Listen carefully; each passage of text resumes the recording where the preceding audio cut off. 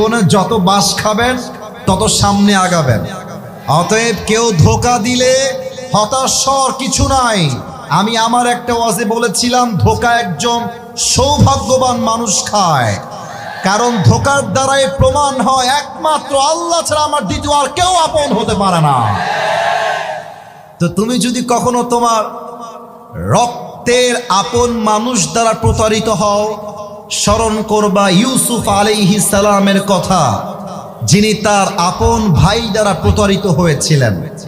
যদি তুমি দেখো তোমার ফ্যামিলিতে তোমার বাবা মা তোমার বিরুদ্ধে চলে গিয়েছে, স্মরণ করবা ইব্রাহিম আলাইহিস সালামের কথা, যে ইব্রাহিম আলাইহিস সালাম তার বাবার দ্বারা আগুনে নিক্ষিপ্ত হয়েছিলেন।